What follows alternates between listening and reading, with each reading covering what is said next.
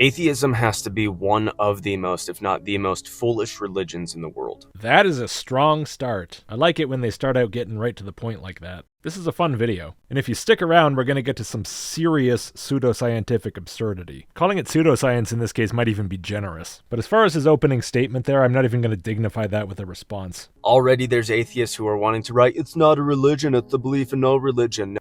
Maybe there's some atheist wanting to write that for some reason. It'd be a silly thing to write atheism is a belief in no religion, given that's not what atheism is. But sometimes people write silly things. I'm not going to pretend that never happens. Why is that the first thing you thought of an atheist saying, though? That would be very atypical. No, that is not true. Atheism, by definition, is a belief that there is no God. Okay, well, that's at least closer. It's weird because now it feels a little bit like you're responding to atheists saying that atheism is a non-belief in God by saying, no, actually, it's a belief in no God, except it's not applicable because you didn't say that atheists say that atheism is a non-belief in God. You said they say it's a belief in no religion. It is not the absence of belief in a God, it is the active belief that there is no God. Yeah, see, that's what I mean. As soon as you brought up this atheism is the belief that there's no God thing, it felt like you were kind of trying to go in this direction, but you set it up really poorly by saying that atheists say something completely different and unrelated. Maybe these are supposed to be two separate thoughts, maybe they're supposed to have nothing to do with each other, maybe it's just confusing presentation making it seem like they're related somehow. Maybe. Whatever, not important, just go. It is the active belief that there is no God, which is absolutely foolish. Nuh-uh, you're foolish. There, what you gonna do now, huh? Can't beat that. In Psalm 14 in the Bible, it says that the people who disagree with you are dum-dums. Oh no, my kryptonite, someone saying I'm stupid. Fool says in his heart, there is no God. It's literally impossible for me to survive that sick burn, bro. Guess I'm gonna go die in a corner now. In Proverbs 9:10, it says, fear of the Lord is the beginning of wisdom. Those two things line up well. Yeah, sure, I suppose they do. If the take is that all the people who don't believe are foolish, then presumably the people who are not foolish do believe, to be consistent. Because the one who is an atheist, he doesn't fear God, he hates God. Okay, well that has nothing to do with the two things you just read, or the fact that they're consistent with each other. Apparently you're just moving on to talk about something else now. You might as well not even have brought that other stuff up. Desperately hates God and doesn't want him to exist. When was the last time a car Christian said something that wasn't transparently ridiculous? I feel like ridiculous nonsense is a defining characteristic of this type of video creator. Typically the reason for that, typically the reason that the atheist rejects God is because the atheist is doing something that the atheist knows is absolutely morally disgusting, or is in support of something that is absolutely morally disgusting, and they don't want to be held accountable for that which they're actively partaking in. As thrilled as I am to receive your deep psychological insights into my mind here, this isn't really actually what I'm here for. There's more interesting stuff in this video that I kind of want to get to, and what am I going to say about this? No, stop making things up or believing every random thing you hear from your fellow Christians or whatever. That's about it. This is worth no more time than that. But for anyone to actually try to make the claim that they don't believe in God is pretty absurd. Yeah, do or do not make the claim. There is no try. Okay, that's probably not what you're going for, so why is it absurd? For a few reasons. First and foremost, the Bible is absolutely objectively truth. Okay, strong disagree, of course, but if that were the case, if the Bible were absolutely objectively true, that doesn't mean everyone's going to believe that. There are many things that are true that people don't believe. The truth of a claim doesn't make the non-belief in it impossible. It is amazing. It is impossible that the Bible exists. And yet it does. Okay, so the claim is the Bible's so amazing that it must be a miracle. Again, obviously I disagree strongly. But again, if that were the case, if the Bible were so amazing that it had to be a miracle, that doesn't necessarily mean that everybody's going to believe that that's the case. Or for that matter, that the implications of that are what you say they are. All you're really saying right now is why you think your religion's true. And if you think it's true based on these kind of reasons, everybody else does too. But no, other people are not you. They're different people. We'll get into more videos on that. On the Bible being impossible, well, you did do a follow-up to this video talking about why you think the Bible's impossible, and it's pretty sparse on content, frankly. I don't think I can do much with it. So I'll just briefly cover here the reasons that you give there for why you think the Bible's existence is impossible and therefore it has to be miraculous. The Bible existing, okay, just it existing, is literally impossible. See, the Bible was written over a course of 2,000 years by over 40 different writers from 3 different continents in 3 different languages. The Bible is not a book. The Bible is 66 individual books that have a singular narrative as though it was written by one single person. Its internal references are absolutely impossible for even a computer to try to duplicate. It contains over 2,500 verifiably fulfilled prophecies. And that's the overall point. That's the only reason he says it's impossible. The typical Christian thing of, trust me, there are so many fulfilled prophecies, which I think you're not supposed to think about any further than that, really. Because if you actually look at the claimed prophecies and think about them at all, they tend to rapidly crumble into nothingness. But anyway, so apparently the fact that Christians think there are a bunch of fulfilled prophecies in the Bible means that it's absurd to even try to claim that you don't believe in God. But of course, many people who are familiar with some or all of these supposed fulfilled prophecies don't agree that they are what the Christians claim they are. And even among the people who, if they were familiar with them, would agree with the Christians on this, a lot of them simply will not be familiar enough with the subject to have an opinion on it. The Bible, in all of its detail, is not scorched into the human brain from birth, as he acknowledges here. She does not know anything about the Bible. And I want to say that very clearly and confidently. She does not know anything about the Bible, about how it was written, about whom it was written by, about how it came to be, about its origins. She has no idea about that. Right, so even if the Bible were a miracle, and even if that could be demonstrated to a person, that doesn't mean it has. And if that demonstration would inevitably convince that person of the existence of God, that in no way implies that therefore everyone who has not had such a demonstration also believes in God, and that therefore on the basis of the possibility of the demonstration of the reality of fulfilled biblical prophecy, it's absurd for anyone ever to say they don't believe in God. This argument is remarkably trash. If I can, for the sake of argument, grant the existence of God and the Bible being a miracle, and it still falls flat on its face, that's pretty bad. But Romans chapter 1, verse 18, it tells us that every single person knows that God exists, but we suppress the truth in unrighteousness. Yes, and I'm sure you take Paul's opinions on things very seriously. So what? Anyway, is this argument number 2? So argument number 1, you think the Bible's really impressive, therefore everyone already believes in God even if they say they don't. Argument number 2, a guy said so.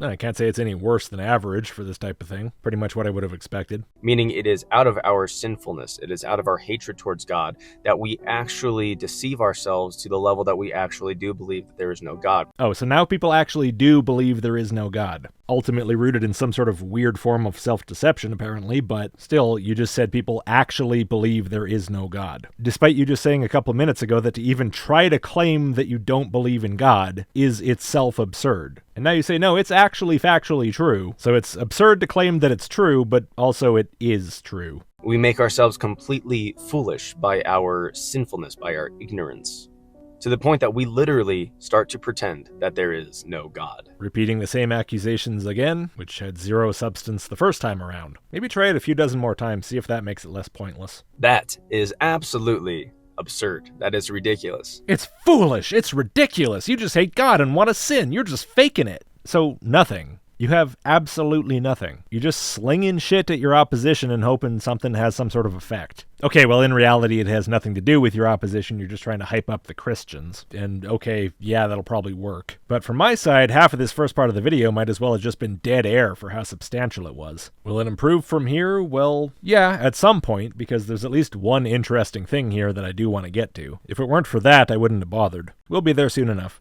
See, if you look at the world, it is truly impossible to try to pretend that there's no such thing as God. It's impossible even to try. Didn't you just say that's what people are doing? Trying to pretend and, in fact, succeeding at pretending. That's what you're accusing people of. You just said that seconds ago. Here, I'll play it again. To the point that we literally start to pretend that there is no God. So it's impossible even to attempt to do the thing that people are already succeeding at doing. How are you failing to be consistent with yourself across a 10-second period? Literally every aspect of the world is proof that there is a God. Literally every single part is proof that there is a God, that there is a creator. Okay, heard it a million times, still don't buy it. The only argument for this is a shrug. That's not compelling. Now what else you got? Well, probably something like, you don't actually think that, you're just saying that because you hate God. Yeah, okay, I don't care about your opinion on this. Your feelings about what's in my head, or your religion's ideas about what's in my head, don't mean anything. I don't care. Telling me I already believe you, or telling me I have some motivation that I don't have, isn't going to get me any closer to believing you. If anything, it just makes it much more obvious that you have no idea what you're talking about. So if you have any interest in convincing non-believers, focus on trying to do that. But yeah, like I said, I doubt that's your interest. This video is definitely intended to preach to the choir. Now, if that creator is the God of the Bible, then that would then be proof of the God of the Bible. Wait, so look at the clouds, look at the trees, therefore there's a God. And if that God is your God, then that's proof of your God. No, what would be proof of your God would be something that shows that it's specifically your God. Look, if the police are after a suspect, and they know the suspect's in a vehicle, and in reality, unbeknownst to the officers, the vehicle is in fact a Toyota Tacoma, that doesn't mean the police know that the vehicle is a Tacoma. Why is it so often that religious people talk as if they don't have a developed theory of mind? Like, the first argument here was that he thinks he knows something about the Bible and therefore everyone else must too. And now we have nature proves that there's a God, and if that God is in fact this particular God, then nature is proof of the existence of that particular God. If you're operating at that level, you wouldn't even pass the Sally Ann test. So let's talk about that. See, the same way that this Tacoma was not built by itself, the world was not created by itself. Wait a second, Tacoma? Taco Ma. And your channel's called Taco Talks. Is the taco short for Tacoma? You called it that because you talk in your Tacoma? Is that true? Is your channel name a reference to the fact that you're a car Christian? If so, I do kind of appreciate the self-awareness. The world, the creation, needs to have a creator. Us, the creature, the creature. Whoa, all those words are related? I never would have noticed. This is deep stuff. Must have a creator. We were created. We were made. The world was created by someone because you say so, and therefore it has a creator. Okay, you saying so doesn't convince me of any of this. The Bible says that I was fearfully and wonderfully made. The Bible saying so also doesn't convince me. Can we move on? I'm really getting impatient to talk about that part I want to talk about. All this is right now is filling time. There's nothing of value here. So just the fact that you, as an atheist, exist is evidence of God. Okay, I know you feel that way. I don't think I can help you with that, and I don't really care to. Your parroting of prepackaged religious opinions has no bearing on anything. And the fact that you hate him is evidence that the God of the Bible is the real one, because you are supporting what the Bible says about how desperately you hate God. Okay, so apparently I, as an atheist, hate not just gods in general, but specifically and only your God, because you say so. And because the Bible says something similar, that shows that the God of the Bible is the real God. Okay, but how, though? You never told me what your reasoning is for that, you just said that's the case. And I can't think of any that'd get you to that conclusion from those premises. So what's the reasoning? Now, atheists are basically like parrots. Big talk for the guy repeating generic Christian talking points for the 10 billionth time. The common response is, how can you hate something that doesn't exist? By having a strong, emotionally invested dislike towards that thing specifically. Of course you can hate something that doesn't exist, possibly even when you're aware that it doesn't exist, but certainly when you're not. I mean, you probably hate Satan, and Satan's not real. The relevant question here is not how can you hate something that doesn't exist, because of course you can do that. The question is, why would I bother hating something that I see no reason to believe exists in the first place? With the implication being that I don't hate it. Now, of course, that assumes that we're in an honest intellectual conversation and that you're going to give your opponent the charity of assuming that he's at least sane, but that's not the case. So asking that question in this context is pretty pointless, but it's at least relevant to the topic, unlike the other one. No, I'm not saying nobody's asked you, how can you hate something that doesn't exist? In fact, I've seen people ask that question, so yeah, I wouldn't be surprised if someone asked you that, but it's a useless question. Exactly. Yes. You can't hate something that doesn't exist. Yes, you can. Why would you not be able to do that? That's so stupid. Your beliefs or your feelings about something are not the same as the thing itself. You can have a feeling about something you think is real without that thing being real. People who have an incorrect understanding of the world don't just cease to have feelings, because feelings can only be had about correct understandings of the world. What kind of bizarre view of the human mind are you operating on here? Either way, it's an incorrect one, so I guess it's impossible for you to have any feelings about it. That's further evidence that God exists. It's really not at all. Again, what is the argument? I guess you've sort of fleshed it out now. You can't have feelings towards anything that doesn't exist, and you insist that atheists have this feeling about God that they say they don't have, usually, but you insist upon it, so it must be true. And so because they have a feeling about God, therefore God. Okay, I mean, I guess it is an argument. Can't deny that. It's so blatantly unsound that nobody with 2 brain cells to rub together could take it seriously. But when did that ever stop a Christian apologist, I guess? So, yeah, not evidence. But let's talk about something that is absolutely undeniable evidence that the God of the Bible is the real God, is the creator. Ah, I know what's coming. We're finally here. The real thing I want to talk about. This is good. This is some serious trash coming up, so stick around. There, I hooked him in. YouTube, put an ad here or something, hopefully. I'll stop for a second so you can do it. Did it happen? Or did I just stand around looking dumb for no reason? See, in our bodies, we have something called DNA. You've probably heard of DNA. You know what it is. It is essentially that which makes us us. It is who we are on a molecular level. It's an extremely bizarre and vague characterization of DNA. You make it sound like a molecular soul or something, which for a Christian seems a bit weird considering that you believe in an actual soul. Now, in our DNA, you have nucleotides that are separated by sulfuric bridges in sequences of 10-5-6-5, 10-5-6-5, 10-5-6-5, 10-5-6-5, 10-5-6-5, repeating throughout your body. Any biology types are probably really confused right now because none of that was true. Nucleotides in your DNA are not separated by sulfuric bridges or sulfuric anything. In fact, there's no sulfur at all in DNA. And since these sulfuric bridges are non-existent, of course they don't occur in this pattern of 10-5-6-5, 10-5-6-5 of whatever it's supposed to be 10 or 6 or 5 of. So if we're already off to such a weird and totally incorrect start, the question is why? Where is this coming from? Where has he gotten something so weirdly specific and utterly wrong? Well, go figure, I know where, and we're gonna get into it, and I'm gonna show you just how little this guy cares at all about whether things are true. Which, by the way, Talko, if atheists hate anything, it's usually gonna be this kind of bullshit you people do. It's not about your God, it's about you. You will deny and ignore and spit on all reality. You will stomp truth into the dirt if you think you can get one convert doing it, or make one Christian feel better about being Christian. Am I jumping the gun saying that? Maybe. Let's get on to it. This is a constant repeating cycle, okay? No, not okay. Just because you say it confidently and then go K, that doesn't make it less false. So just remember that. 10-5-6-5. 10-5-6-5. 10-5-6-5. Got it. That'll go right in the brain recycle bin once I'm done with this. In Exodus 3:14, we're given the name of God. God's name is Yahweh. It means I am.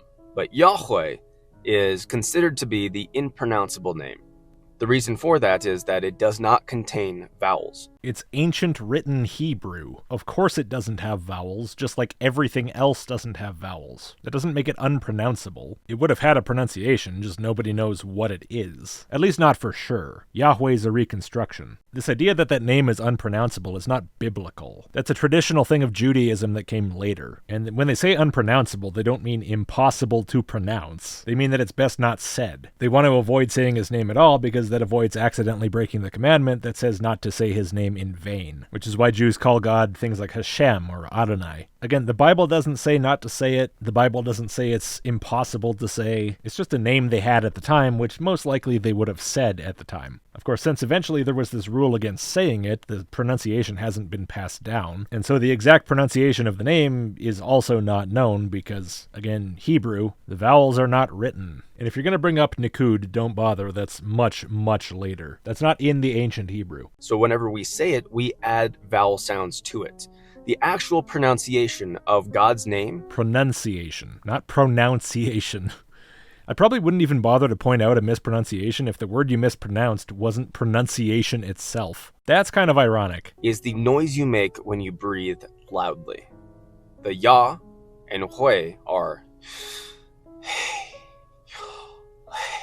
So this also is not at all a biblical idea, nor even a traditional Jewish or Christian idea. This is just modern internet junk that comes from kind of nowhere in the way that internet things tend to do, and is based on nothing. I guess aside from the fact that it gives Christians a fuzzy feeling to think about being connected to God by breathing or something. So you're just parroting things somebody made up recently that you heard and thought sounded good, which appears to be a thing you like to do because, as we're going to find out, that's also what you did with the DNA thing. That is God's name. I like how you're just changing God's name based on nothing but your feels. If saying his actual name in vain is so bad it made it into the 10 Commandments, what must this be? So every baby's first breath is saying the name of God. Yeah, you see what I mean? It's got this feels factor. This, look, everybody's saying the name of God from the time they're born to the time they die. Isn't that impressive? Doesn't that make my belief true? Just ignoring the fact that this is something somebody just made up and spread around what might as well be yesterday. So God's name is YHVH,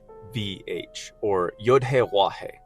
Now, Hebrew is a very interesting language. Every letter has a number associated with it to give it a numeric value. So if you look at God's name, YHVH, Yod-He, Wad-He. The Yod, it's 10. The He is 5. I like the awkward wink as if this is some kind of insider info. The Va is 6.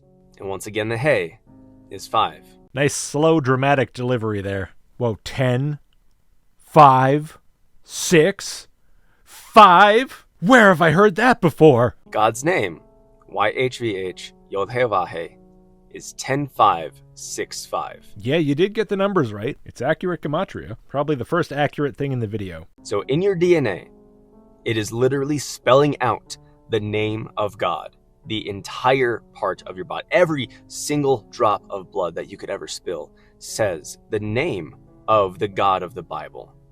Yahweh, 10565. 10565. Okay, well, enough waiting. Let's finally talk about where this claim comes from. There's this guy who, depending on who's talking about him, is alternately called Dr. Yeshayahu Rubinstein, Dr. Isaiah Rubinstein, which is the English version of Yeshayahu, or bizarrely sometimes Dr. Israel Rubinstein, which is just flat out not his name. I don't know anything about him or his qualifications. I haven't found anything about him that isn't just Christians talking about him or him talking about himself. But regardless, he has a couple of videos explaining the process he went through to make this incredible discovery. And we're going to take a quick look at those just to understand the intricacies of it. Now, of course, right from the start, we have a bit of a problem here. Why do I have to understand this based on a couple of videos I found on YouTube? It would be nice if I could read a paper about this. That's normally how these things are done. And, well, that should be possible. Because according to Dr. Rubinstein, these results are published in Nature, the top-tier scientific journal. They were published there in 1986, apparently. And from the sounds of it, although you won't see it in the auto subtitles here, because the auto-translate of his Hebrew doesn't seem to be working that well, also in Science, but he doesn't specify anything about that, just Nature.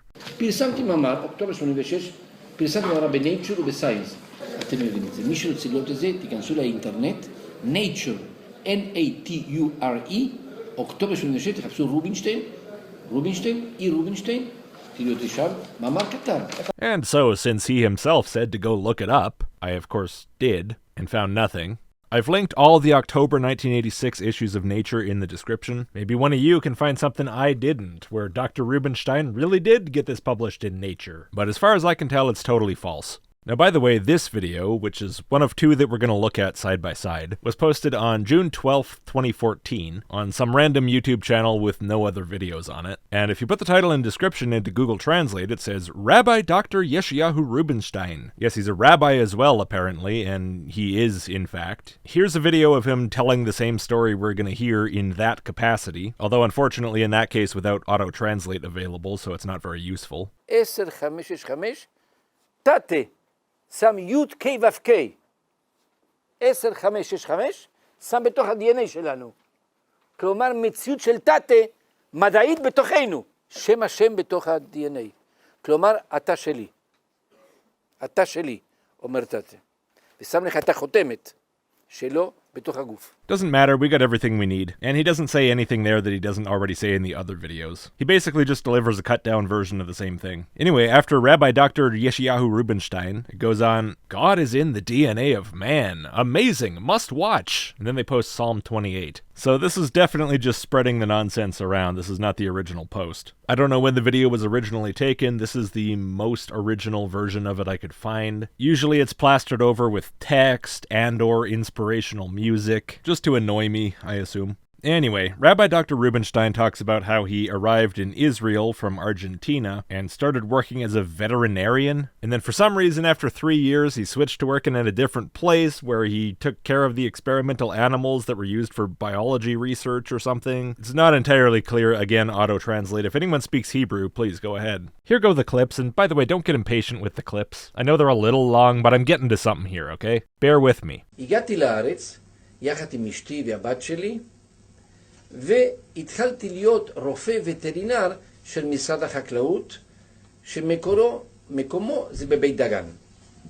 אחרי 3 שנים, בשנת 86, התקבלתי וקיבלתי את המינוי של מדען במכון ויצמן, כי הייתי אחראי על החיות ניסוי של הניסויים בכל מיני נושאים של ביולוגיה. And then he started into molecular biology research, researching the small details inside each cell, and he would study all kinds of different tissues of rats, mice, monkeys, and humans. ואני התמקדתי בניסויים שלי במולקולר ביולוגי, ביולוגיה מולקולרית, כלומר להיכנס לפרטים הקטנים שיש בתא, בכל תא ותא. אני חקרתי במכון ויצמן בתור רופא. הייתי מדען במכון ויצמן, וחקרתי את ה-DNA של חולדות, עכברים, קופים ובני אדם. 18,000 רקמות של כבד, כליות, שרירים, גם עיניים, האיריס שבתוך העיניים. He supposedly hogged the electron microscope for 10 hours a day for 4 years straight, which I find somewhat difficult to believe, but okay. ועבדתי במיקרוסקופ האלקטרוני של מכון ויצמן 10 שעות במשך 4 שנים. 10 שעות ביום. And from this, I guess he learned such incredible details as the apparent fact that if you're male, you have 22 chromosomes, or I would hope he means chromosome pairs, and if you're female, you have 24. הכרומוזומים יש במספר 22, לגבר 24 לאישה, לפי הסגנון שלו. כרומוזום 22, 24, תלוי אם זה זכר או נקבה. Which is very, very not true, and I guess I could blame that on the auto-translate, but it is translated the same in both videos. And in the one video, he uses the Hebrew words for man and woman, and in the other one, he uses the words for male and female. It's pretty clear what he means. So that's troubling. Anyway, yeah, so he wanted to find out about DNA, and he used the electron microscope, and he's very into telling you, hey, don't think of it like an optical microscope. Those only magnify 1 or 10,000 times. The electron microscope magnifies 1,000,000 times! And in the second clip here, it seems like what he's saying is that he's just taking like kidney tissue or eye tissue and putting it as is under the electron microscope and imaging DNA, which is absolutely not going to work. It's very hard and it takes a lot of processing to image DNA. You are not achieving that by sticking animal tissue under a microscope of any kind, which is part of why direct electron microscope imaging of DNA wasn't done until 2012, 26 years after he supposedly did it and published it in Nature. מה זה ה-DNA? אז אני הלכתי למיקרוסקופ האלקטרוני, בסוגריים. המיקרוסקופ האופטי, שאתה מסתכל ככה, הוא מגדיל ב10,000. המיקרוסקופ האלקטרוני מגדיל ב1,000,000 פעם את החומר שאתה מסתכל. כלומר, אתה מכניס את עצמך לפרט הקטן של מה שנקרא מטריה, חומר. קיבלתי רקמות, ובדקתי אותם במיקרוסקופ האלקטרוני. לידכם, ילדים, המיקרוסקופ האופטי, שאתה מסתכל ככה, מגדיל 10,000. האופטי, 10,000, מגדיל. המיקרוסקופ האלקטרוני, מגדיל 1,000,000 פעם. אתה נכנס לבפנוכו. של החומר. So he looked at the DNA with this electron microscope, and he found that all the DNA had the same structure, a double helix, which I don't know how he's seeing that if his technique is to stick some kidney tissue under a microscope that magnifies a whole bunch, when in 2012 they had to go through all the effort of finding some way to stretch out the DNA molecules and deposit them suspended between silicon pillars, and even then they could not image individual DNA molecules. These are images of bundles of DNA molecules, and the one shown here, based on the scale bar, is roughly 20 nanometers across. And for reference, DNA is like 2.5 nanometers across. This is not an image of a single strand of DNA. This is an image of a bunch of strands of DNA together. Here's an image of their simulations to show kind of what they're talking about. Notice that it's a bunch of strands of DNA bundled together like a handful of spaghetti. There is no way whatsoever that this guy was seeing individual strands of DNA and their clear structure in 1986, especially not with a technique like his. Anyway, here, enjoy the clip where he just lies about this. ולמשל, בכולם, חולדות, עכברים, בני אדם וקופים, מצאתי את אותו מבנה של ה-DNA. המבנה הוא כזה, שימו לב, שני סלילים אליקוידליים, שני סלילים שמשתלבים, זה ה-DNA. Anyway, so then he explains that the computer talks to him in English and explains what it sees. And he's very careful to point out, by the way, this is not religion, this is science, okay? והמחשב, המיקרוסקופ האלקטרוני, יש לו תוכנה שמדבר איתי באנגלית. מיקרוסקופ אלקטרוני זה לא ככה, זה מחשב גדול, ענק, טלוויזיה, ואתה רואה, מה שהוא רואה הוא מראה לך, זה אתה. סבבה, מדע, לא דת, מדע. ויש תוכנה במחשב שמדברת איתי. אתה יודעים? Yes, so we have 1986 electron microscope science Jarvis, which is definitely not real. And he explains that he asked the computer, hey, what happens if this double helix that we're looking at opens up? And the computer told him, well, you'll explode. Or at least your cells will, and then you'll get exploding cell disease. אני שואל את המחשב, מה קורה כשהסליל הזה נפתח?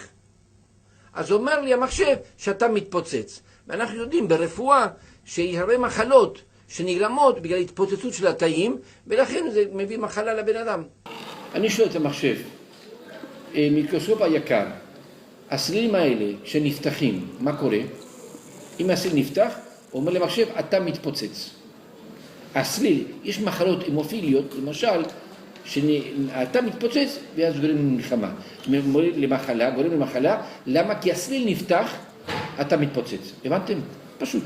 In case you're curious, no, there are no diseases caused by your DNA double helix opening, and then you and or your cells explode. Not a thing. And then he asks the computer, hey Jarvis, so why doesn't the DNA double helix open up and then you explode? What makes that not happen all the time? And the computer tells him, bleep bloop, every so often along the strand of DNA there is a sulfur bridge that holds the two helices together so they don't explode and you die. Which would be totally impossible to tell, by the way, with this type of imaging. You saw what the actual image from 2012 looked like. They had to infer the helical structure just from the fact that it's kind of bumpy. They're not like, oh look, there's nitrogen and there's hydrogen. And it's not going to be any more plausible if you have a Marvel movie computer. שאלתי את המחשב שאלה שנייה, מה קורה באופן פיזיולוגי, באופן רגיל, שהסליל לא נפתח?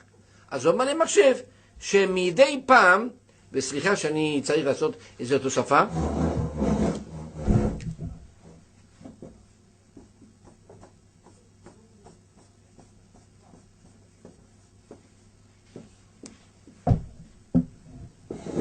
מדי פעם מופיע גשר, כתבתי את זה בטוש אדום, גשר שעושה שהסליל לא ייפתח.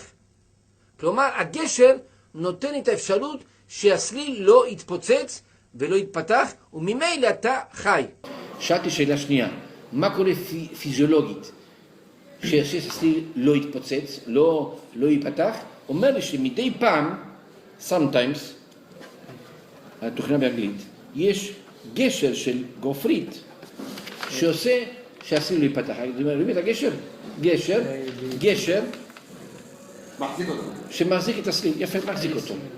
ועכשיו שאלתי שאלה.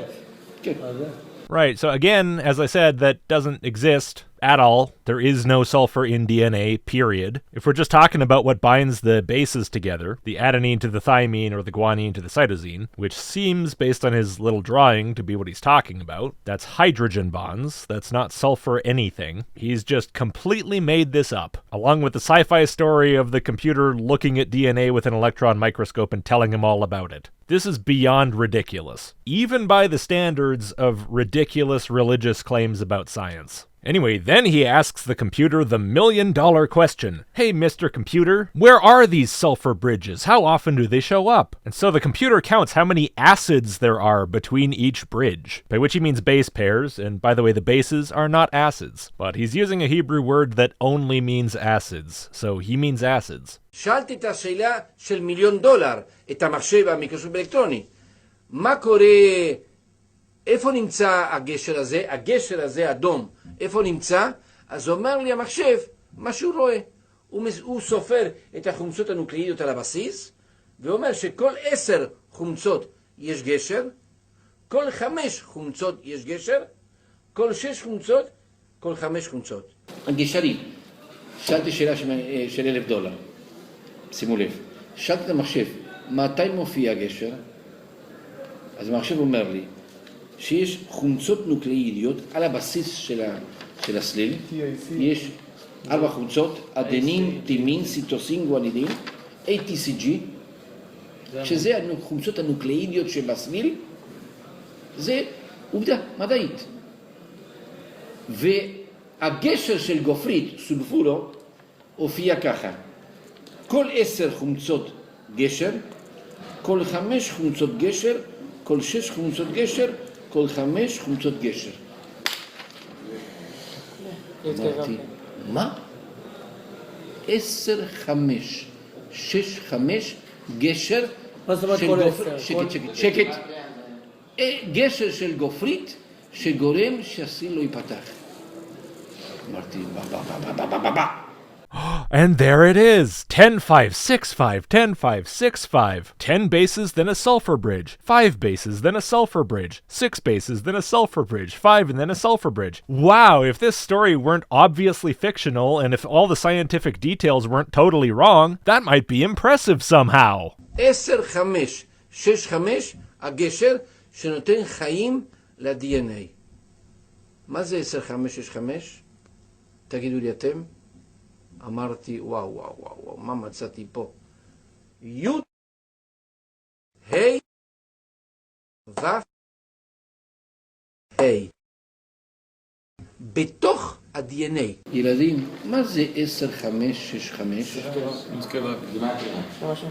גימטריה של י' ה' ו' ה'. Yes, literally God's name is keeping your DNA from coming open and making you explode in this rabbi's delusional fantasy land, or I assume probably just lies. It's such an idiotic lie to try to get away with, too. But it seems to be working with some people, Talko, you dumbass. How do you not care that you're parroting something this obviously ridiculous? But so then Rabbi Rubinstein gets into the religious preaching aspect of it, because of course he does. Shem Hashem Elohim, כמו רמברנט שעושה ציור וחוטא למטה רמברנט להגיד לך אני עשיתי אותך.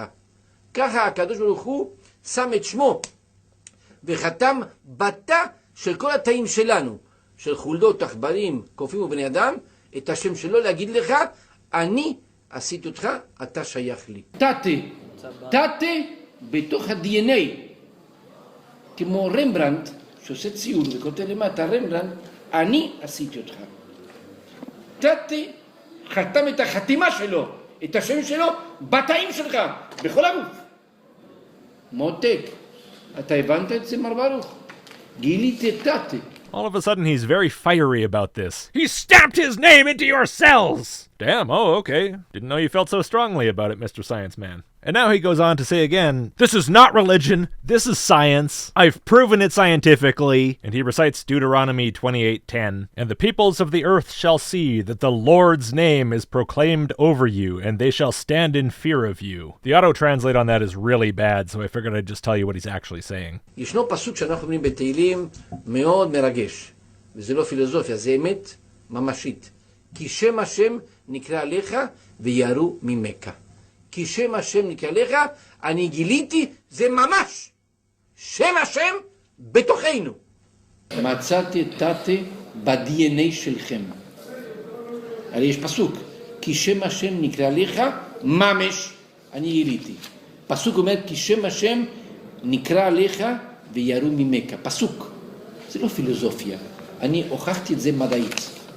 כי שם השם נקרא בתוכך, עליך. זה לא פילוסופיה, זה לא דת, זה מדע שמאששת וגומרת, יש תתה, יש הקדוש ברוך הוא שעשה אותנו. זה גם מחייב אותנו. זה אומר שאנחנו צריכים. Talko, how the fuck do you believe this? I mean, okay, yeah, you don't give a damn enough to have looked into this at all. You have no idea where it comes from, I'm sure. But even if you did, you'd probably believe it, wouldn't you? Because the truth means nothing. Only the religion does. This is what I mean. People are not annoyed with God. God has nothing to do with it. It's your personal conduct that's irritating. And the personal conduct of all of your fellow religious types in aggregate eventually gets very irritating. When people start to realize that you guys will lie about anything. You'll say anything, as long as it makes you feel good. Your entire religion depends on a denial of truth, the willingness to attack reality to protect a lie. So not only is every baby's first word actually God's name, every atheist's last word is going to be God's name. Hey, look, fundamentally, it's all made up anyway, so if you want to make up more lore, it's not going to change anything, go ahead. It's interesting to watch a religion transform in real time. So my recommendation for an atheist now is to actually objectively look into it. Do the research. Are you serious right now? After that, you think you're in a position to say something like that? Unbelievable. Swallow your pride and actually look into it deeper. One rule for thee and another for me, huh? I'm the atheist. I'm the one who's supposed to bother looking into anything ever. Whereas you're the religious guy. You're supposed to parrot nonsense you haven't looked into at all. That's just how this relationship works, huh, Talko? Oh, wow. You may have grown up in a false religion that made you hate the idea of God, and that's fair. That's very understandable. There's a lot of fake religions out there that will make you hate their idea of God. But their idea of God is a false God. What? Dude, you just said earlier in the video that it's literally impossible to hate something that's not real. You can't hate something that doesn't exist. So if somebody hates one of these false versions of the Christian God, by your own reasoning, that version of the Christian God is real. Just like yours is a false God. Yeah, I don't have a God. I don't know what you're trying to imply, but I can guess. You worship yourself. You worship, I don't know, sex, money, whatever. Yeah, probably that. Yeah, no, that's stupid. Because the God that you think doesn't exist isn't a real God. Well, it must be if I hate it. That's apparently a logical inevitability. You can't hate something that doesn't exist, Talko. The God that you know exists, that is the only real God. And you know he exists. And you need to inform me of this for some reason. I guess I'll just have to take your word on that one, huh? That's the expectation here? Bold strategy, I'll give you that. So look into it. Look into why the Bible's reliable. Look into how the Bible was written. Look into what the Bible actually says. Look into the 2,500 prophecies that have been fulfilled in the Bible. Look into the 334 prophecies specifically about Jesus that were fulfilled by one man, which is absolutely impossible to perform. Okay, well, obviously I've done some amount of all of those things, and so far, nothing. In fact, everything that I've found so far has been laughable garbage. When does it start to get good? Maybe give me the list of these 2,500 prophecies and tell me which, like, I don't know, 3 or 4 you find the best? And we'll start with those, see if those hold up at all.